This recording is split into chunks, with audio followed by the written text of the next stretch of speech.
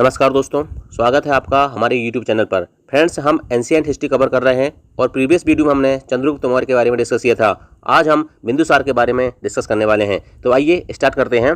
देखिए दोस्तों, जो बिंदुसार था इसको अन्य नाम से भी जाना जाता था, जैसे अमित्रचेटस, अमित्रघात और शीर्षसेन। मतलब बिंदुसार के अन्य नाम अमित्रचेटस, अमित्रघात और शीर्षसेन थे।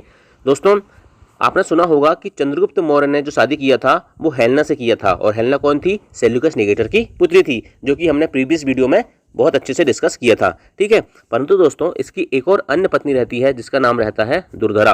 क्या? दुर्धरा, जिसका वर्णन कहाँ मिलता है? जैन ग्रंथ परिशिष्ट पर्वन में मिलता है। और परिशिष्ट पर्वन को किसने लिखा है? तो हेमचंद्र ने लिखा है परिशिष्ट पर्वन को। तो उसमें यह वर्णन मिलता है कि चंद्रगुप्त मौर्य और दुर्धरा की संतान कौन था? बिंदुसार था। ठीक है, बिंदुसार या शीर्षसेन था। बिंदुसार का अन्य नाम शीर्षसेन भी था। और बिंदुसार का जो शाब्दिक अर्थ होता है दोस्तों, इसका अर्थ होता है शत्रुओं का नाश करने वाला। क्या? शत्रुओं का नाश करने वाला। दोस्तों, जो बिंदुसार था इसको वायु पुराण में क्या कहा जाता था? भद्रासार कहा जाता था। एक पॉइंट की बात है कि बिंदुसार को वायु पुराण में भद्रासार के नाम से जाना जाता था, और स्ट्रेबो ने बिंदुसार को एलिक्रोट्स, क्या? एलिट्रोकेट्स के नाम से पुकारा है। ठीक है, स्ट्रेबो ने बिंदुसार को क्या कहा है? एलिट्रोकेट्स कहा है। ठीक है, अब देखते हैं दोस्तों, तक्षशिला में विद्रोह है। क्या होता है? तक्षशिला में विद्रोह हो जाता है। क्यों होता है? क्योंकि वहां पर अमात्य के विरोध में एक विद्रोह हुआ था। कहां पर? तक्षशिला में अमात्य के विरोध में एक विद्रोह होता है, जिसे दबाने हेतु बिंदुसार ने किसको भेजा था? अशोक को भेजा था। अब मुझे एक बात ये समझ में नहीं आती दोस्तों, जैसे बिंदुसार का शाब्दिक अर्थ है शत्रुओं का विनाश करने वाला। यदि बिंदुसार इतना प्रबल शक्तिशाली शासक था तो उसने विद्रोह को दबाने के लिए अपने पुत्र को क्यों भेजा? ठीक है, खैर कारण जो भी रहा होगा, हमें अपने टॉपिक पे डिस्कस करना है। तो देखिए दोस्तों, इसका मुख्य कारण क्या था विद्रोह का? तक्षशिला का शासक कौन था? सुसीम था। और सुसीम जो था दोस्तों अशोक का बड़ा भाई था। तो सुसीम जो था दोस्तों वो जनता के विरुद्ध, नीतियों के विरुद्ध कार्य करता था। मतलब जनता के खिलाफ काम करता था। मतलब जनता को उसकी नीतियां पसंद नहीं आती थी। इसके कारण क्या हुआ?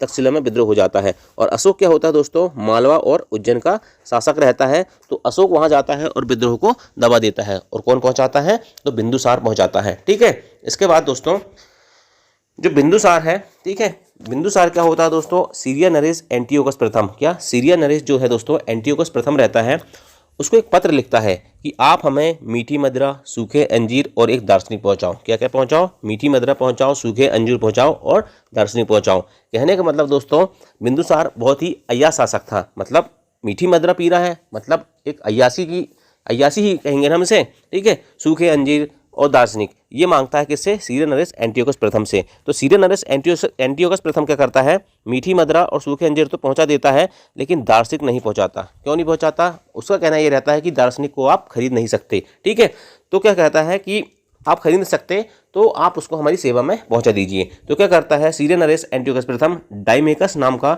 एक दार्शनिक को कहाँ पहुंचाता है? बिंदुसार के दरबार में पहुंचाता है। क्वेश्चन आता है दोस्तों कि बिंदुसार के दरबार में कौन आया था? डाइमेकस। ठीक है, आपको याद रखना है डाइमेकस किसके दरबार में आया था? बिंदुसार के दरबार में आया था। ठीक है, अब दोस्तों एक मिस्र शासक रहता है फिलाडेल्फस या टालमी द्वितीय। ठीक है, फिलाडेल्फस टालमी द्वितीय एक मिस्र शासक रहता है।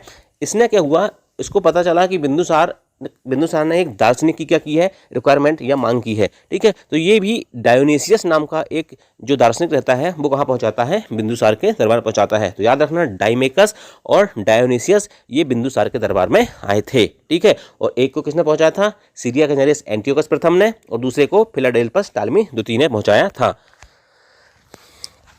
सुनने में आता है दोस्तों कि बिंदुसार के बहुत सारे पुत्र थे। क्या? सुनने में आता है कि बिंदुसार के बहुत सारे पुत्र थे, और राजकुमार सुसीम जो रहता है उनमें सब में बड़ा रहता है। ठीक है, जो कि क्या रहता है? तक्षशिला का शासक रहता है, और इसी के समय में तक्षशिला का विद्रोह हुआ था। और अशोक जो है दोस्तों ये उज्जैन और मालवा का शासक रहता है। कहाँ का शासक रहता है? उज्जैन और मालवा का शासक रहता है। यदि आप मध्य प्रदेश से होंगे तो आपको पता होगा दोस्तों, उज्जैन जो है क्षिप्रा नदी के किनारे स्थित है। ठीक है, और उज्जैन में महाकालेश्वर का मंदिर स्थित है। और मालवा की गंगा किसको कहते हैं? तो क्षिप्रा को कहते हैं। तो याद रखना ये एक्स्ट्रा फैक्ट है। ठीक है, अब नेक्स्ट देखते हैं। दिव्य बदान में उल्लेख मिलता है कि बिंदुसार आजीवक संप्रदाय का अनुयायी था। कौन से संप्रदाय का अनुयायी था बिंदुसार?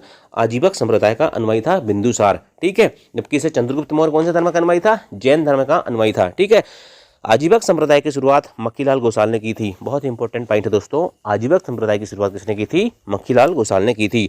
चाणक्य जो है दोस्तों वो आपको पता होगा चंद्रगुप्त मौर्य का प्रधानमंत्री था, परंतु चाणक्य जो है दोस्तों कुछ समय के लिए बिंदुसार का भी प्रधानमंत्री बनता है। आगे चलकर क्या होता है, बिंदुसार के दरबार में चाणक्य के बाद खल्लाटक और राधागुप्त, क्या खल्लाटक और राधागुप्त नामक के दो व्यक्ति जो है दोस्तों बिंदुसार के प्रधानमंत्री बनते हैं। और बिंदुसार की मृत्यु कब होती है, 273 बीसी में बिंदुसार की मृत्यु हो जाती है। ठीक है, तो दोस्तों ये आज छोटा सा टॉपिक था बिंदुसार। ठीक है, बिंदुसार के बारे में आपको इतनी जानकारी मिली, मैं समझता हूँ कि ये बहुत ही सफिशिएंट जानकारी है। यदि इस टॉपिक से कोई भी क्वेश्चन आता है तो आप उसको सॉल्व कर सकते हैं। Thank you. जय हिंद, जय भारत।